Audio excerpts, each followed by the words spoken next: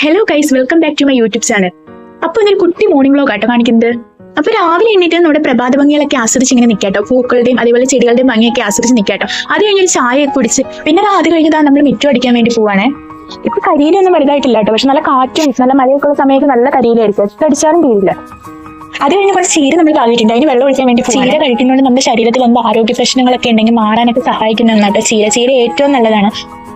ശ്വാസകോശ സംബന്ധമായ രോഗങ്ങൾ നിയന്ത്രിക്കും. വിറ്റാമിനുകളുടെ കലവറയാട്ടോ ചീര. അതുപോലെ അമിതവണ്ണം, രക്തസമ്മർദ്ദം, പ്രമേഹം ഒക്കെ നിയന്ത്രിക്കാൻ സഹായിക്കും കേട്ടോ. നമ്മുടെ ശരീരത്തിൽ എല്ലുകളുടെയും പല്ലുകളുടെയും ബലത്തിനൊക്കെ ഏറ്റവും നല്ലതാണ് ചീര.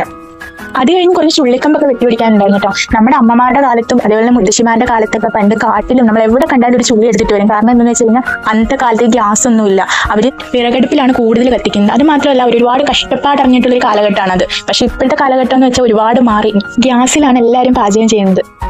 പിന്നെ അത് മാത്രമല്ല കേട്ടോ, ഈ വിറകടുപ്പിൽ വെക്കുന്ന ഒരു രുചിയും അതേപോലെ തന്നെ സ്വാദും നമ്മളെ ഗ്യാസിൽ വെച്ചാൽ കിട്ടില്ല. അത് നമുക്ക് പറഞ്ഞറിയിക്കാൻ പറ്റില്ല. ആ ഒരു ഇത് നമുക്ക് ഗ്യാസിൽ വെച്ചാൽ കിട്ടില്ല കേട്ടോ. അത് കഴിഞ്ഞ് കുറച്ച് കണ്ണിമാങ്ങയൊക്കെ പറക്കി നമ്മൾ ഉപ്പിലിട്ടിട്ടുണ്ടായിരുന്നു കേട്ടോ. നമ്മൾ ഈ ചെറിയ കണ്ണിമാങ്ങ, പണ്ടൊക്കെ നമ്മൾ ഒരുപാട് ഈ കണ്ണിമാങ്ങകൾ പറക്കി, കണ്ണിമാങ്ങ മതിയായിരുന്നു, ഉപ്പിലിട്ട് കഴിക്കാൻ തന്നെ നല്ല സ്വാദാട്ടോ. പിന്നെ അത് മാത്രം മതി ചോറിൻ്റെ കൂടെ, വേറെ ഒന്നും വേണ്ട. പിന്നെ രാവിലെ നമുക്ക് കഴിക്കാനായിട്ട് ഇഡ്ഡലിയും ചമ്മന്തിയും സാമ്പാറും ആയിരുന്നു കേട്ടോ. പിന്നെ അതൊക്കെ കഴിഞ്ഞ് ഉച്ചയായപ്പോഴത്തേക്കും സാമ്പാറും മീൻ പിടിച്ചതും ഉണ്ടായിരുന്നു ഇപ്പോൾ ചോറിൻ്റെ കൂടെ കഴിക്കാനായിട്ട്.